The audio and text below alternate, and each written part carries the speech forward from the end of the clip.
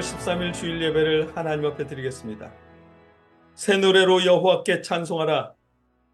그는 기이한 일을 행하사 그의 오른손과 거룩한 팔로 자기를 위하여 구원을 베푸셨음이로다. 여호와께서 그의 구원을 알게 하시며 그의 공의를 뭇 나라의 목전에서 명백히 나타내셨도다. 아멘. 우리를 구원하신 아버지 하나님, 우리가 하나님의 은혜를 바라며 모여 예배드립니다. 우리가 어느 곳에 있든지 하나님을 향한 한 마음 한 뜻으로 예배드릴 수 있도록 주여 주관하여 주시옵소서. 감사합니다. 주님, 예수님의 이름으로 기도합나이다. 아멘. 다 함께 찬송하겠습니다. 우리가 부를 찬송은 찬송가 151장 만왕의 왕 내 주께서입니다. 함께 찬송하겠습니다.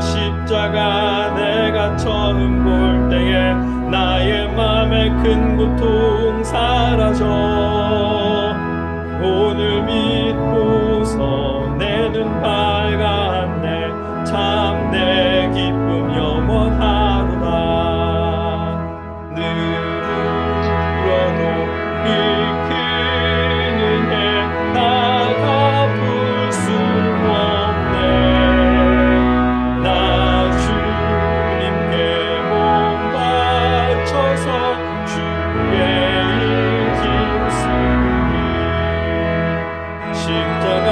십자가 내가 처음 볼 때에 나의 맘에 큰 고통 사라져 오늘 믿고서 내 눈 밝았네 참 내 기쁨 영원하도다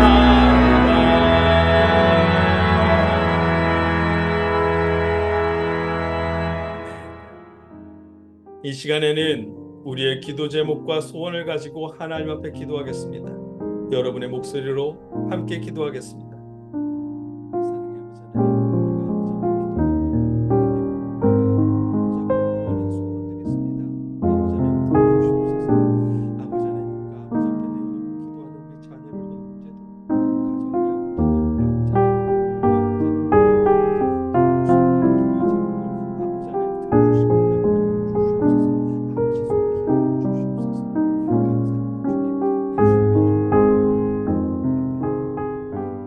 사랑의 아버지 하나님, 우리가 아버지를 의지하며 우리의 소원을 기도합니다. 하나님, 우리의 아픈 몸을 어루만져 주시옵시고 우리의 아픈 마음을 위로하여 주시옵소서. 새로운 한 주간도 감사하며 살 수 있도록 우리에게 힘을 더하여 주시옵소서. 감사합니다. 주님, 예수님의 이름으로 기도하옵나이다. 아멘. 나는 전능하신 아버지 하나님, 천지의 창조주를 믿습니다. 나는 그의 유일하신 아들 우리 주 예수 그리스도를 믿습니다. 그는 성령으로 잉태되어 동정녀 마리아에게서 나시고 본디오 빌라도에게 고난을 받아 십자가에 못 박혀 죽으시고 장사된 지 사흘 만에 죽은 자 가운데서 다시 살아나셨으며 하늘에 오르시어 전능하신 아버지 하나님 우편에 앉아 계시다가 거기로부터 살아있는 자와 죽은 자를 심판하러 오십니다. 나는 성령을 믿으며 거룩한 공교회와 성도의 교제와 죄를 용서받는 것과 몸의 부활과 영생을 믿습니다. 아멘. 다 함께 하나님의 말씀을 나누겠습니다. 오늘 우리가 읽고 나눌 하나님의 말씀은 고린도전서 1장 12절로 24절까지의 말씀입니다. 한 목소리로 함께 읽겠습니다. 내가 이것을 말하거니와 너희가 각각 이르되 나는 바울에게, 나는 아볼로에게, 나는 케바에게, 나는 그리스도에게 속한 자라 한다는 것이니 그리스도께서 어찌 나뉘었느냐? 바울이 너희를 위하여 십자가에 못 박혔으며 바울의 이름으로 너희가 세례를 받았느냐? 나는 그리스보와 가이오 외에는 너희 중 아무에게도 내가 세례를 베풀지 아니한 것을 감사하노니 이는 아무도 나의 이름으로 세례를 받았다 말하지 못하게 하려 함이라. 내가 또한 스데바나 집 사람에게 세례를 베풀었고 그 외에는 다른 누구에게도 세례를 베풀었는지 알지 못하노라. 그리스도께서 나를 보내심은 세례를 베풀게 하려 하심이 아니요 오직 복음을 전하게 하려 하심이로되 말의 지혜로 하지 아니함은 그리스도의 십자가가 헛되지 않게 하려 함이라. 십자가의 도가 멸망하는 자들에게는 미련한 것이요 구원을 받는 우리에게는 하나님의 능력이라. 기록된 바 내가 지혜 있는 자들의 지혜를 멸하고 총명한 자들의 총명을 패하리라 하였으니 지혜 있는 자가 어디 있느냐? 선비가 어디 있느냐? 이 세대의 변론가가 어디 있느냐? 하나님께서 이 세상의 지혜를 미련하게 하신 것이 아니냐? 하나님의 지혜에 있어서는 이 세상이 자기 지혜로 하나님을 알지 못하므로 하나님께서 전도에 미련한 것으로 믿는 자들을 구원하시기를 기뻐하셨도다. 유대인은 표적을 구하고 헬라인은 지혜를 찾으나 우리는 십자가에 못 박힌 그리스도를 전하니 유대인에게는 거리끼는 것이요 이방인에게는 미련한 것이로되 오직 부르심을 받은 자들에게는 유대인이나 헬라인이나 그리스도는 하나님의 능력이요 하나님의 지혜니라. 아멘. 고린도전서는 바울이 고린도 교회에 쓴 편지입니다. 고린도 교회는 바울이 고린도 지역에 세운 개척한 교회이고요. 많은 고고학자들이 인정하는 바 고린도 지역은 성적으로 자유로운 도시였답니다. 고린도에는 여신 아프로디테를 섬기는 사원이 있었다는데 아프로디테를 섬기는 방법은 여사제들과 그렇고 그런 짓을 하는 것이랍니다. 일반적 개념으로는 타락인데 그들의 개념으로는 신을 숭배하는 제의였습니다. 타락이 아닌 것으로 여길 만큼 그 지역이 타락했다는 뜻이고 그런 지역이 고린도였답니다.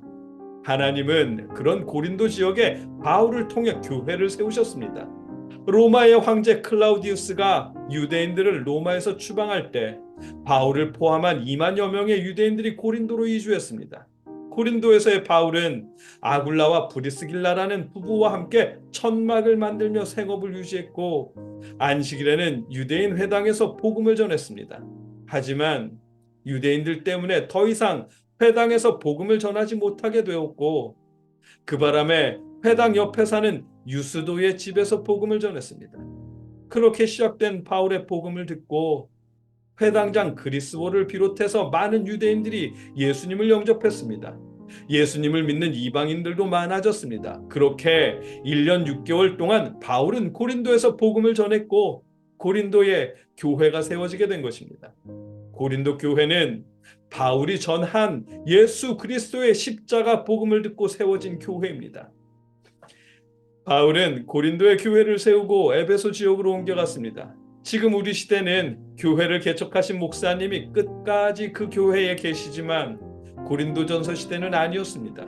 바울이나 유다 같은 순회 설교자들이 지역마다 돌아다니며 설교했고 교회를 세웠습니다. 그리고는 또 다른 지역으로 복음을 전하러 떠났습니다. 그래서 바울도 고린도 교회를 세운 이후에 에베소로 향해 떠났습니다. 바울이 떠난 고린도 교회에도 다른 순회 설교자들이 찾아왔습니다. 그들도 분명 예수님을 전했습니다. 믿음과 자유를 설교했습니다. 하지만 그들은 하늘에 계신 영광에 쌓인 예수만을 강조하며 영광의 예수가 베풀어 주실 잘되게 하는 것들만을 이야기합니다. 십자가의 예수, 예수님의 십자가 복음은 부정했습니다. 장래의 부활도 부정했습니다. 성찬과 세례는 강조했지만 윤리적인 행실은 부정했습니다. 성령을 중요하게 여겼지만 성령 받은 사람들끼리 파벌을 형성했고 육체의 정결함은 무시했습니다. 그들은 예수의 재림도 최후의 심판도 없을 것이라고 말했습니다. 이미 심판이 이루어졌다고 가르쳤습니다. 거룩하고 정결하게 사는 삶 대신에 믿음으로 구원받았으니 육체적으로는 자유로워도 된다며 방탕과 쾌락을 자연스러운 일로 가르쳤습니다. 그 설교자들의 설교를 들은 성도들은 성경 말씀이 아니라 그들의 가르침에 따랐습니다. 육체의 정결보다 육체적 방탕을 일삼았지만 그것을 믿음 안에서의 자유라고 합리화했습니다.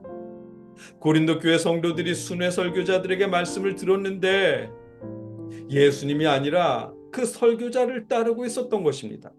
분명 말씀을 들었는데 또 예수를 믿겠다며 회심했는데 실상은 십자가에 죽으신 예수님은 사라졌고 설교자만 남아서 그를 추종하고 있었던 것입니다.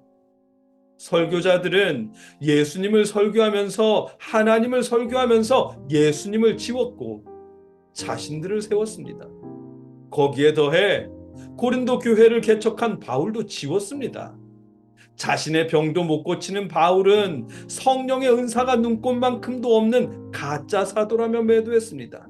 대신 자신들은 베드로처럼 진짜 사도를 따르는 제자라며 바울을 지운 자리에 자신들을 세웠습니다. 그러다 보니 개척자인 바울을 따르는 무리, 베드로를 따른다는 무리, 아볼로를 따른다는 무리 등 서로 자신들이 정통파라는 사람들 때문에 교회가 분열되었습니다. 바울이 전한 복음은 십자가에 죽으신 예수님이었는데 그래서 고린도 지역에 예수님을 주로 고백하는 교회가 세워진 것인데 바울이 전한 예수님은 사라졌고 어떤 설교자들만 남아서 교회가 분열되었습니다. 바울은 그래서 내가 이것을 말하거니와 너희가 각각 이르되 나는 바울에게, 나는 아볼로에게, 나는 게바에게, 나는 그리스도에게 속한 자라 한다는 것이니 그리스도께서 어찌 나뉘었느냐? 바울이 너희를 위하여 십자가에 못 박혔으며 바울의 이름으로 너희가 세례를 받았느냐? 아멘. 이렇게 말하며 설교자를 추종하는 성도들에게 예수님을 다시 가르쳐 줍니다. 고린도 교회 성도들을 위해 십자가에 죽으신 분은 바울이나 베드로나 사도들이 아니라 파벌을 나는 지도자들이 아니라 예수 그리스도인 것을 분명하게 말씀하십니다. 고린도 교회 성도들이 바라보아야 할 대상은 십자가에 죽으신 예수 그리스도이십니다. 여러분과 제가 바라보아야 할 대상 역시 우리를 위해 십자가를 지신 예수 그리스도입니다. 왜냐하면 우리를 위해 십자가에 죽으시고 다시 살아나신 예수님이 우리 기독교 복음의 전부이기 때문입니다. 그래서 바울은 그리스도께서 나를 보내심은 세례를 베풀게 하려 하심이 아니요 오직 복음을 전하게 하려 하심이로되 말의 지혜로 하지 아니함은 그리스도의 십자가가 헛되지 않게 하려 함이라. 아멘. 바울 자신이 보내심을 받은 이유가 세례를 베풀어 추종자를 늘리기 위해서가 아니라 그리스도의 십자가를 전하기 위해서라고 분명하게 말씀하십니다. 자신의 지혜로 설교하느라 십자가 복음을 헛되게 할까봐 그저 단순하게 복음을 전한다고 말씀하십니다. 하지만 바울의 십자가 복음은 이미 설교자들에게 현혹당해 설교자를 추종하고 있는 성도들에게 통하지 않았습니다. 설교자를 추종하면서도 예수님을 믿는다고 착각하는 성도들은 자신들이 베드로 같은 사도를 따르고 있으니 바른 신앙에 서 있다고 여겼습니다. 유대인들은 하늘로부터 오는 표적을 보이라 말하고 이방인들은 다른 설교자들이나 철학자들처럼 논리적으로 지혜와 지식을 담아 설교하라고 요구합니다. 십자가 복음만 말하는 바울의 복음은 수준이 낮아서 못 믿겠다는 것입니다. 바울은 그래서 이렇게 답합니다. 본문 23절로 24절입니다. 우리는 십자가에 못 박힌 그리스도를 전하니 유대인에게는 거리끼는 것이요 이방인에게는 미련한 것이로되 오직 부르심을 받은 자들에게는 유대인이나 헬라인이나 그리스도는 하나님의 능력이요 하나님의 지혜니라. 아멘. 바울은 표적이나 지혜가 아니라 오직 십자가에 못 박히신 그리스도 예수를 전할 뿐이라고 답하십니다. 십자가의 복음이야말로 유대인들이 요구하는 하나님의 능력이고 이방인들이 요구하는 하나님의 지혜라는 것입니다. 사실 십자가 복음에는 어떤 미사여구도 없고 지혜로운 학식이나 지식이 담겨 있지도 않습니다. 십자가의 죽음은 낮아짐과 참혹함 말고는 아무런 높아짐이 없습니다. 영광만을 추구하고 바라는 유대인들에게는 거리낄 수밖에 없는 주제이고, 지혜와 지식을 추구하는 헬라인들에게는 미련해 보일 수밖에 없는 주제입니다. 그러나 십자가에는 우리를 구원하기 위해 인간으로 낮아지신 하나님의 은혜가 있습니다. 우리를 구원하시기 위해 죽기까지 순종하신 예수 그리스도의 사랑이 십자가에 들어 있습니다. 그래서 예수님을 믿는 우리 신앙인들에게 십자가는 구원을 베푸시는 하나님의 능력이고 구원으로 인도하시는 하나님의 지혜인 것입니다. 오늘 본문이 하시는 말씀입니다. 예수를 믿는다는 착각 속에 실상은 설교자를 추종하고, 말씀을 듣는다는 착각 속에 실상은 설교자의 가르침을 따르던 고린도 교회 성도들에게 하시는 오늘 본문 말씀은 지금 우리 시대의 성도들에게도 말씀하십니다. 우리가 바라보아야 할 대상은 설교자가 아니라 십자가에 죽으신 예수 그리스도라고 말씀하십니다. 우리가 따라야 할 지혜는 설교자의 설교가 아니라 십자가의 복음이라고 말씀하십니다. 그리스도야말로 우리가 추구해야 할 하나님의 능력이고 우리가 따라야 할 하나님의 지혜라고 말씀하십니다. 여러분, 바울이 전한 말씀, 사도들이 전한 복음은 십자가에 죽으시고 부활하신 예수님입니다. 우리가 믿고 바라보아야 할 대상은 우리를 구원하시기 위해 십자가에 죽으신 예수 그리스도입니다. 예수님을 믿으십시오. 십자가에 못 박힌 그리스도야말로 우리에게 구원을 베푸시는 하나님의 능력이고 우리를 구원으로 인도하시는 하나님의 지혜입니다. 여러분과 제가 십자가의 예수님을 믿을 수 있기를, 하나님의 능력이요 지혜이신 예수님을 바라보며 따를 수 있기를 주님의 이름으로 축복합니다. 함께 기도하겠습니다. 사랑의 아버지 하나님, 십자가에 죽으시고 부활하신 예수님이 우리 신앙의 중심이 되게 하여 주시옵소서. 설교자의 설교가 아니라 성경이 말씀하시는 예수님과 그 가르침을 따르게 하여 주시옵소서. 감사드립니다. 주님, 예수님의 이름으로 기도하옵나이다. 아멘. 이제는 우리를 위해 십자가를 지신 예수 그리스도의 은혜와 독생자를 보내셔서 우리를 구원하신 아버지 하나님의 그 크신 사랑하심과 성령의 역사하심이 우리 안에 십자가 복음을 다시 회복시켜 주시기를 주님의 이름으로 축원하옵나이다. 아멘.